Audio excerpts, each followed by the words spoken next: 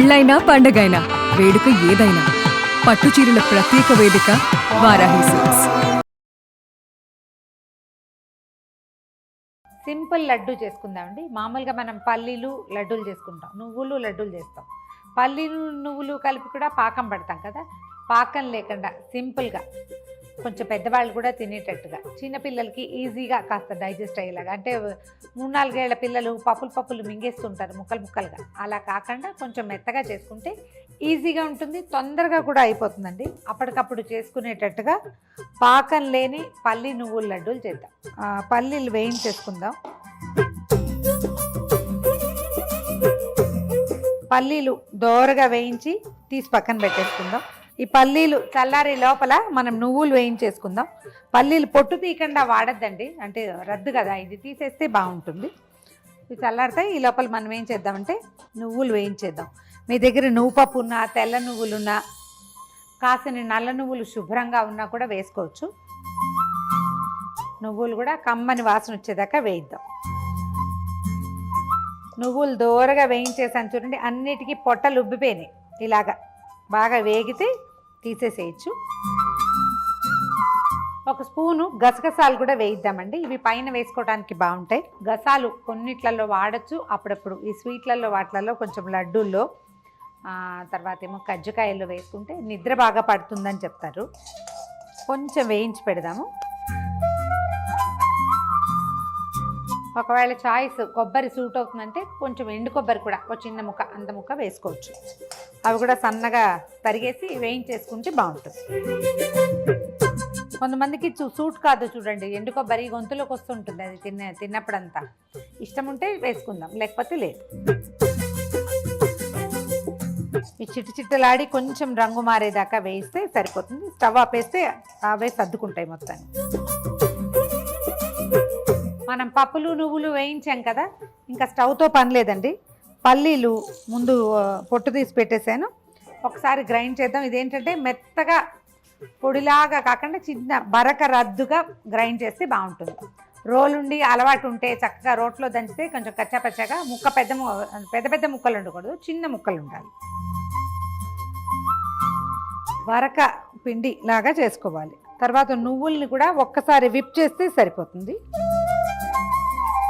ఎక్కువ పొడిలాగా అయిపోక్కర్లేదు. ఈ నువ్వుల పొడిని కూడా ఈ పల్లీల పొడిలో కలిపేద్దాము. నువ్వు గింజ భావకంగా లేదు, అలాగని మెత్తటి పొడి కూడా కాలేదు. ఇప్పుడు ఇది చెరుకో కప్పు తీసుకున్నాం కదా, ఒక కప్పు బాతిక, అంటే మరీ కప్పున్నర అక్కర్లేదు, 1.25 కప్పు బెల్లాన్ని కొంచెం గ్రైండ్ చేస్తే, ఇప్పుడు ఇలా గట్టిగా ఉన్నాయనుకోండి, ఈ ముక్కలు అందులో నలగవు, చేతి కొద్ది కొట్టాలి, చాలాసేపు చేస్తే కానీ రాదు.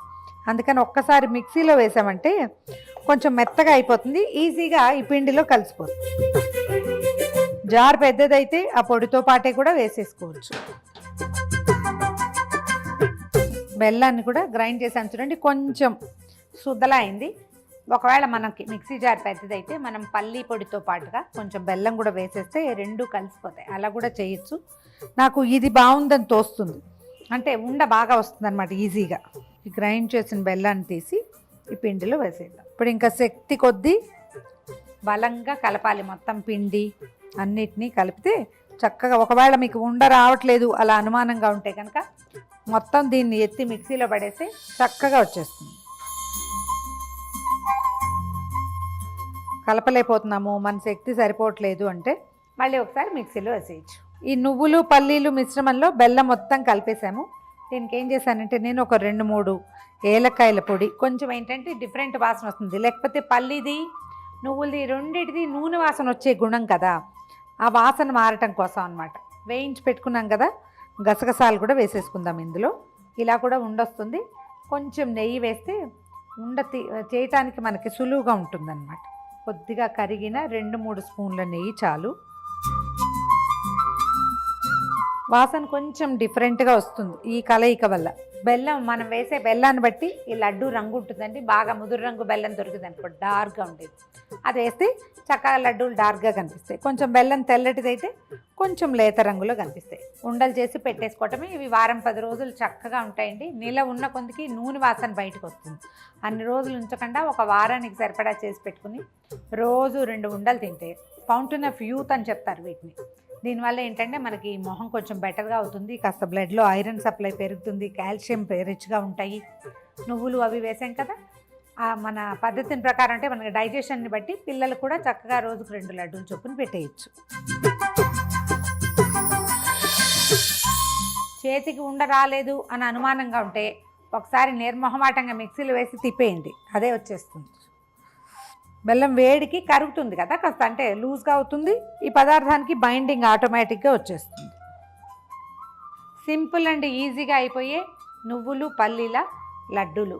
పాకం లేదు, పెద్దగా స్టవ్తో పని లేదు. పల్లీలు నువ్వులు వేయించిన ఉంటే చాలు, చక్కగా దంచేసి కొంచెం బెల్లం కలిపి లడ్డూలు చేసుకోవచ్చు. తాత్కాలిక సింపుల్ ఎమర్జెన్సీ స్వీట్ కింద ఇది చేసుకోవచ్చు. ఒట్టి ఎమర్జెన్సీ కాకుండా దీనివల్ల చాలా హెల్త్ బెనిఫిట్స్ కూడా ఉంటాయి. ట్రై చేసి చూడండి.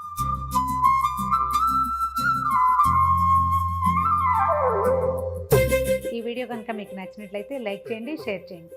మరిన్ని ఇంట్రెస్టింగ్ వీడియోల కోసం సుమన్ టీవీకి సబ్స్క్రైబ్ చేసుకోండి.